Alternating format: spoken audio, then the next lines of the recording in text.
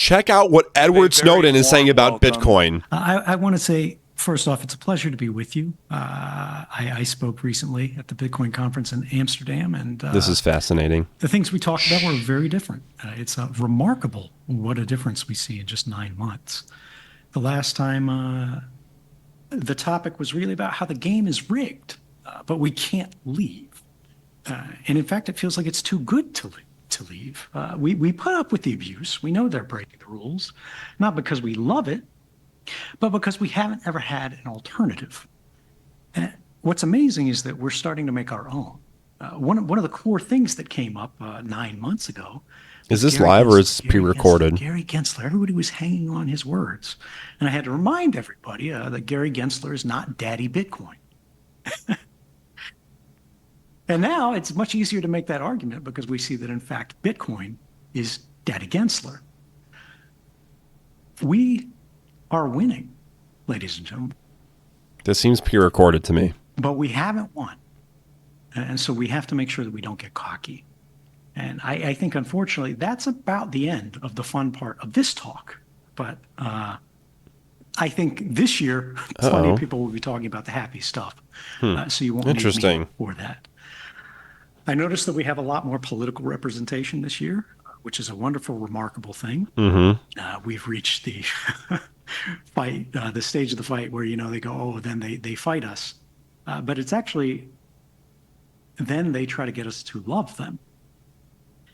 And what I want to say on that briefly, because I don't want to make this talk about all the politics there, is cast a vote, but don't join a cult. They are not our tribe. They are not your personality. They have their own interests, their own values, their own things they're chasing. Whoa. Try to get what you need from them, but don't give yourself to them, even if you have to vote for them. Instead, what I want to do is really powerful, guys. Frame a little different for this conversation. I want you to reflect on where we are, how we got here, and where we're headed. There's a passage from a book that I think for this crowd really resonates. It says, for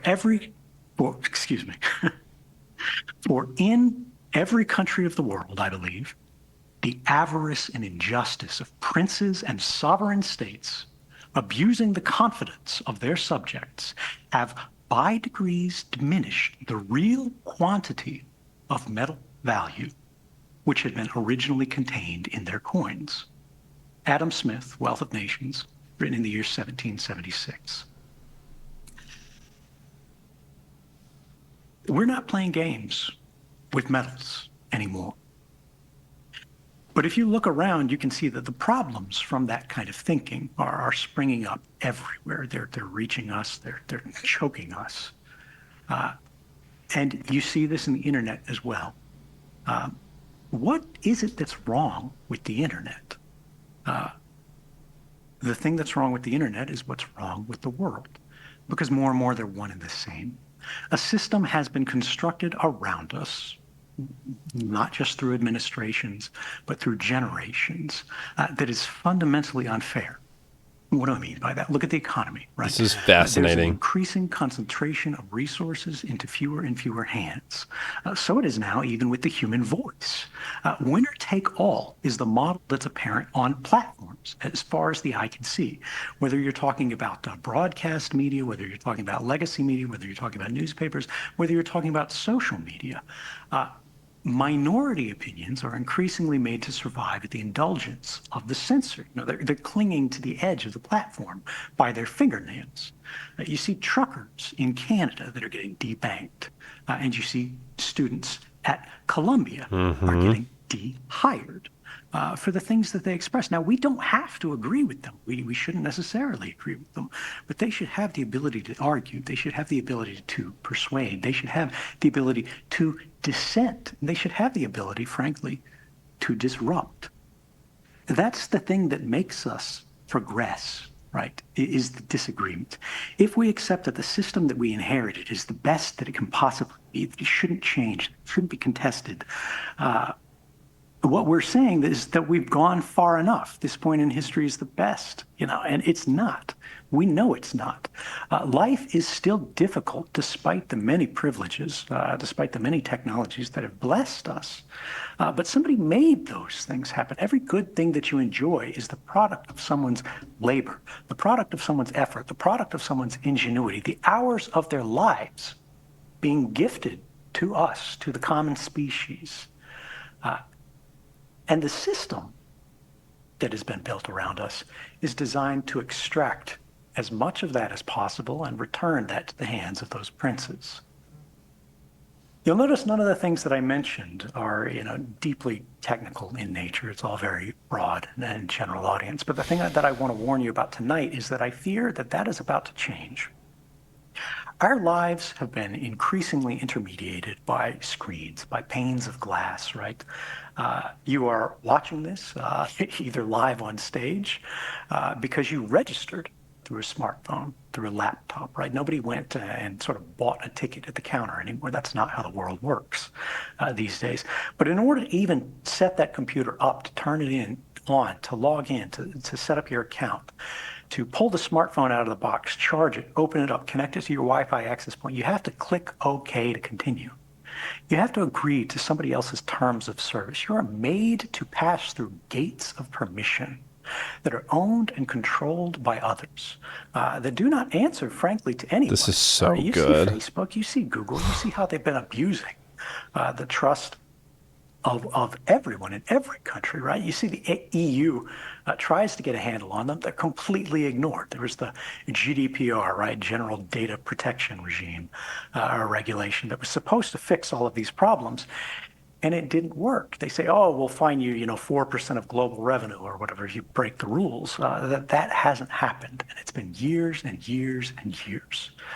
Whether we're talking about governments, whether we're talking about corporations, we're talking about the same thing. We're talking about the systemization of technologies that are designed to order our lives to the benefit of the institutions. They are trying to organize us to benefit them.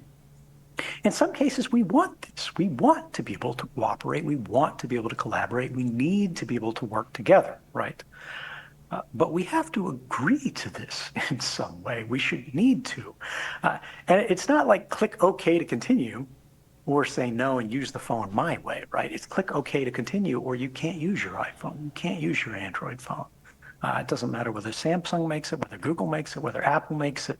You play by their rules or you don't play at all. And that should be changing. We'll get to it a little bit later where we are making great strides in the context of money, which is why suddenly we see a lot of political interest in these audiences. They understand that there is a new center of power that is rising.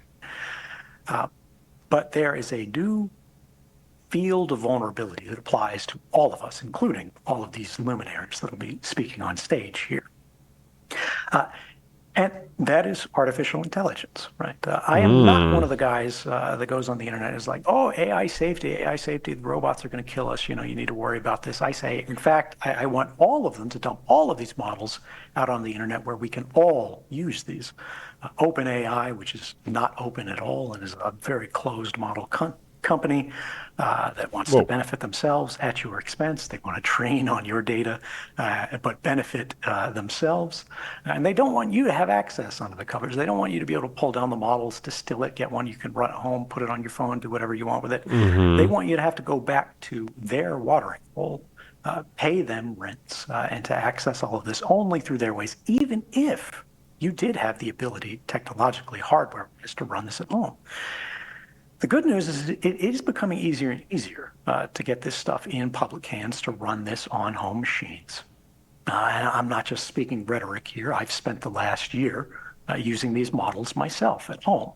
You can do this too. Open source models, whether we're talking about diffusion models for generative imaging, right? Sort of what you think of like the Mid-Journey, the nice web interfaces. You can do that at home. It's 100% free as long as you've got the hardware to run it. And it's getting easier and easier to do this. Whether we're talking about large language models, Facebook, which again I've been throwing invective at for the beginning half of the talk, has actually been a force for good in this space. Not because they love you or they love us or they love me or anything like that, but because they're afraid their competitors, like OpenAI that I mentioned, are going to build a structure around them, ring fence them in a little plot that they can then tax forever. And Facebook doesn't want to end up there, right? So they go, well, what we'll do is we'll develop the tools and give them to everyone else so a monopoly can't form and be used against us. Self-interest more so than altruism, but I still applaud it, right? And I'm no fan of Mark Zuckerberg, but he's done wonderful things here. I hope he continues. I know it won't last forever, but for the moment, while it does, I'll welcome the help that we can get there. RFK Jr. speaks in 3 minutes. Why am I bringing this up, at a Bitcoin conference? Well, the reason why is that Bitcoin transactions are not private. All of you know this here in the general sense because it's 2024 and this is not, back in 2013 where we're saying, Bitcoin is perfectly anonymous and it's money for criminals and whatever. The only person who still believes that is Elizabeth Warren. The reality is that Bitcoin transactions are permanent, they are public, and they can be tracked and they can be linked. An enormous proportion of them are fully doxed, just not publicly doxed. And this is because how do people move in and off of sort of the Bitcoin network, any crypto chain really? And it's through the on and off ramps, right? Through these legacy exchanges that get licensed by all, whatever New York State or whatever country, whether it's in Dubai, whether it's in New York.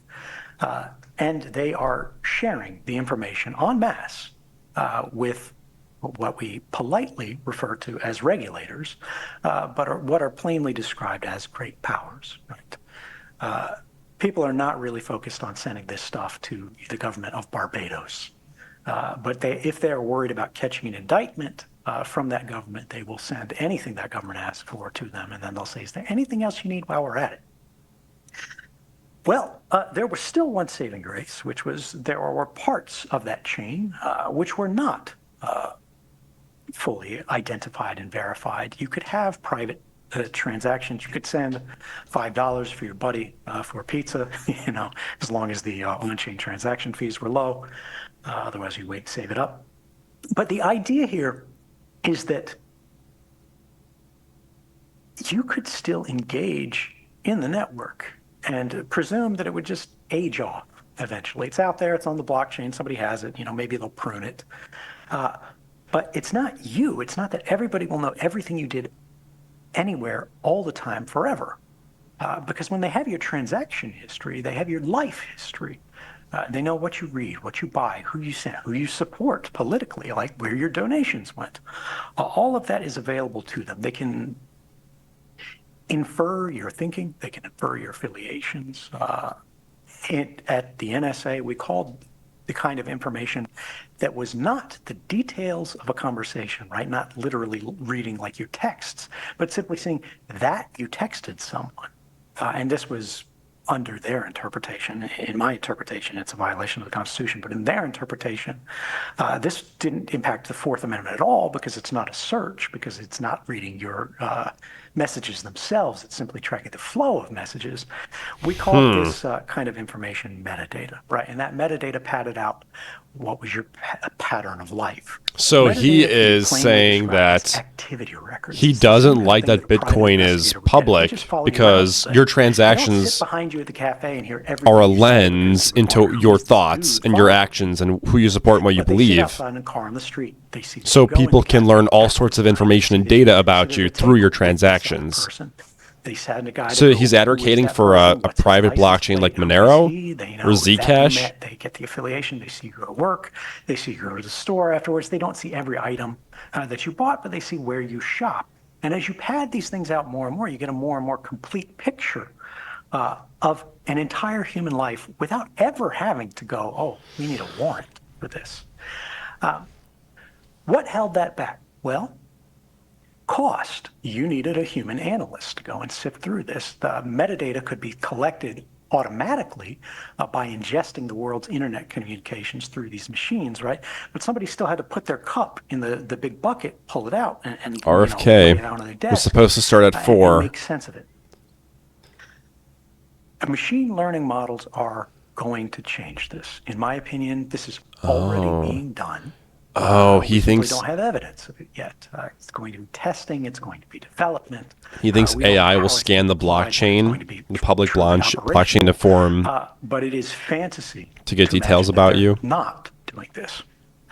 And there is zero regulation that I am aware of. Interesting Nobody is thinking about what these agencies problem to identify. And we're not just talking about the NSA here. We're not just talking about the FBI. Like we're China, talking about the IRS, right? And it's and not China, just the United States, and it's every country. Russia, go, I love the United other States. governments could scan the public global blockchain and gain details. What about North Korea? What about Iran? What about every little government that you don't like, that you don't agree with, right?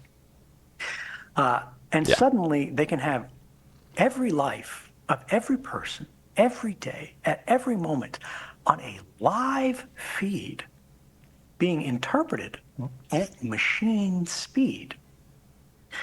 And then you start feeding that those inferences into a decision-making process. This is the reason that I bring up the protesters at Columbia University, the protesters in Canada. He doesn't like public blockchains, is what he's saying. If you stick out, if you stand out, you are going to become non-normative, or rather anomalous. What I am afraid is likely to happen quite quickly, right? Probably not this year. Within 3 years, it'll begin being done. I think at some scale, within 5 to 10 years, it'll be done absolutely regularly, routinely, is that they're going to take all of the transaction information that they can get. And this is going to start with big banks going on their own personal data sets. It's going to flow from there to people going, oh, where can we get this information publicly? Well, the Bitcoin blockchain is available for anyone for free at any time, right? And how do you train these models? You need learning sets. You need training data. You need data sets. So they're going to pull everything they can. They're going to feed it through these things, and they're going to try to teach them originally. I think this is going to be the easiest thing. What does a normal transaction look like? What do 95% look like? And then they're just going to go, what is anomalous? What is strange? What is unusual? What doesn't quite fit? And then they're going to go from that's a 5% probability down to 3% probability, then try to get it smaller and smaller and smaller until they can just basically have people that are getting reports spit out on their desk, little, chat messages to their terminal, basically. They're saying, this just happened, this just happened, this just happened. Do you want to continue? And that banking officer is going to get a click OK to continue on your life, on your ability to transact, on your ability to trade. It's not just going to be Bitcoin. It's going to be Visa. It's going to be MasterCard. It's going to be everywhere. It's going to be PayPal, right? Whether you're subscribing to an OnlyFans account or something like that, which, is a very common thing, but something that a lot of people aren't going to admit to. They're not going to be proud of, right? That's going to start making these institutions go, oh, do we want to continue our business association with these people? Is there a brand risk on stage here? This is a fascinating problem. I think we really need to think about how do we secure the transactions on the Bitcoin network moving forward. I have said this for 10 years. I have been ignored for 10 years. Well, we're running out of runway. And again, right now, every time you're on this network, and I love this network, I've used it many times, you are going to be adding to the data set. Even if they don't identify you because you're the, whatever mystic cyber ninja that knows how to protect yourself, who is the counterparty that you're trading with? Are you sending it to your buddy? Are they doxxed, right? Are you sending it to a business that you're paying? Are they doxxed?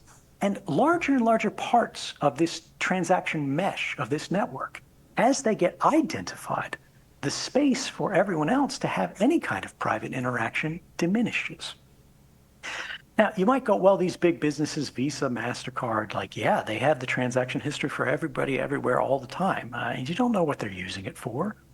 But they're not screwing you, right? Well, AT&T, it was revealed this year, lost all of their subscribers' information, or an enormous subscribers' information, for a block of time. I think it was something like 6 months. Yikes. Where all of your text messages, all of your phone calls, all of the things that went through their routing network, including some cell site location information, which means which cell phone tower you were connected to, were stolen by hackers. They haven't said who they are, as far as I know. They may not have been identified. That's not good, man. Maybe they'll never be identified. We don't know whether it's state-sponsored or whatever. Maybe there's been ongoing reporting since then. It's revealed it. Correct me if I'm wrong. I'm sure somebody will be out there to tweet about it. But the bottom line is this, right?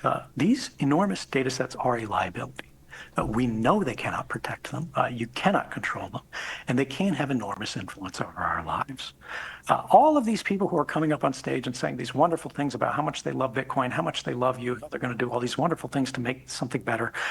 The United States is the only advanced democracy on the planet that I am aware of that does not have a basic privacy law. We have the Fourth Amendment, right? That only binds the federal government. That doesn't do diddly squat to protect you against corporations. And the government, for 90% of their work, probably 95%. I'm like, what about state level too? Nowadays, they simply go to corporations and ask them for information. It's an end run around the Constitution. We have been able to suffer this, right? Again, the game is too good to leave. Not because we love it, but because we haven't had a choice. He thinks the public blockchain is just a huge privacy issue. Are about to get a whole lot worse. Nobody sees them. This is not Terminator. What's going on with RFK? This is not Skynet. This is not robots descending from the sky to drag you out of your home. That might come someday, but that's a long way off. We're talking about things that are much more banal, but much easier to do. We talk about that concentration of power. These politicians, right? A lot of them probably don't love that they have to come up on this stage and give a dog and pony show to dance for the crowd that is suddenly much more powerful. Really? The people that they have always been controlled to are about to get a much tighter hold on the leash, not just of them, but of everyone. He is so skeptical. He's so cynical. Look, the reason that the internet feels broken is because it is reflecting a broken world. It's reflecting the consequences of all of these winner-take-all dynamics. It is reflecting the boundless ambition of these generations of princes. And it has left us with an unfair system, which means an unstable system. Why do I think all of this AI stuff is likely? Well, the reason is that unfair systems produce dissatisfaction and therefore are hard to maintain. Well, the people who want to maintain them are those who benefit the most from them. In the current disequilibrium, they're the ones who have the most resources. They have the ability to influence the status quo the most. And what they're trying to do is they're trying to keep the top spinning for as long as possible without letting it fall over and someone having to write it in a new stage, right? Instead of staying in the same game, even if it's good, we don't want to leave it. We start a new round, right? We start a new game with new rules. The reality is we're not at the worst of it yet, but we are headed in that direction. It's clear to me. And I think if you look at, like, does this feel normal to you? When you look at the candidates, when you look at the dynamics, even the people on stage giving all the speeches, right? I'm not saying they're terrible, right? Or not taking a position at all. But this is a little unusual. The fact that they're here is a little bit unusual. Things are changing, and they're changing more quickly all the time. We have past the inflection point, and we are accelerating down the slope. And we're reaching the point where all of us are about to have to make very serious decisions about how we spend the rest of our lives. I don't know. To make the world better for our children. From what I've heard, like we watched Tim Scott's speech live. Politics, even culture, it seemed super genuine. He was super passionate and emotional and in support of Bitcoin. And same with these other, people that spoke. So this is sounding too cynical to me. We are competing constantly, and we are cooperating rarely, and we need to change that. Because if you ask yourself, who is it that's competing for all of the, I think some politicians, not all, but some genuinely don't just want power and are just terrible and bad. There are a few politicians that support freedom and want to fight for good things. There are some. And where are they likely to, like, I feel like the Bitcoin conference is a place where they could end up and not be totally suspicious. So in what feels like a different uniform on the same cop. And that's a problem. Elections do have consequences. They do matter, right? There are differences. Yeah, politics affect culture. It feels like they're less meaningful than they should be. And that is, I think, what we're all feeling. That is the seed of all of us. We are supposed to have our hands on the lever as a collective public, as the commons, right? And we still get to cast our votes, but it seems like our votes are not as meaningful as they want. Do you really believe that the two front runners are what the collective will of this country would choose as the two best Americans, right? When you were a child and you were in school, they're like, oh, the president's the best person. And does it feel like that? I don't think so. And so that leaves us with the questions to walk us out of this. No, this is too much for me. What are you going to do about it? I agree there's better candidates. The reality is not much, right? But unfortunately, I do think that you're going to post a mean tweet. The poll numbers. We had like Vivek Ramaswamy running. We had a bunch of good candidates. You want to go home. You want and to be comfortable. Donald Trump got the most votes. Go to bed. He was consistently polling the best. Rent to pay. I don't think those were fake. All running on a treadmill. And then what? And for what? Right now, we're doing it for the likes. This is too much. We're trying to get acceptance. We are being driven to compete for attention and for acceptance. We need to start, instead of competing, we need to start cooperating, working together to find our way out of this hole that is not this election, it's not this politician, it's not this policy, it's this system. I definitely think there's better candidates. I think we just didn't vote for them. Smith was telling us about the year 1776, a powerful year for every American. The internet is broken. That's the year America was founded. Institutions are competing against the individual, while the individual is competing against other individuals. We need to shatter that design, because competition is everywhere, but it's only against the powerless. We need to look back at the avarice of those princes. Right? And I don't just mean in the context of government. I mean everywhere. I mean, Jamie Dimon, J.P. Morgan. We need to think about the systemic influences on our lives and how we can correct for them. The people who throughout all history had the means to diminish the amount of metals in our coins, which is inflation, simply by a different name. We're not using metal anymore. We're using paper now, but the game is the same. We in this room are using a technology that has taken the metal and the paper away from them. And it is through this single lever that they have set flourishing societies on the path to inevitable poverties. And I just want you to remember, every time you look at the what's going on with the RFK speech? This has been going on. You are not alone. You are not isolated. Is it going to be after this? Is this happening at the same time, and this is what we're watching? We have to cooperate. We have to work together, and we have to make sure they do not reduce this country to the land of the free and the home of the slave. Whoa. The only way we will do that if we work together. So please, by all means, cast your vote, but don't join a cult. There's a lot of work to be done. Thank you. Okay. There were some really great things that he said, and there were some things that I think were a little too much. Guys, if you're watching on YouTube, thank you so much for watching. Make sure to subscribe and turn on notifications so you can join us live next time. Make sure to like the video, and the Discord link is in the description where you get access to us and much faster updated information. Thank you so much for watching. Bye-bye.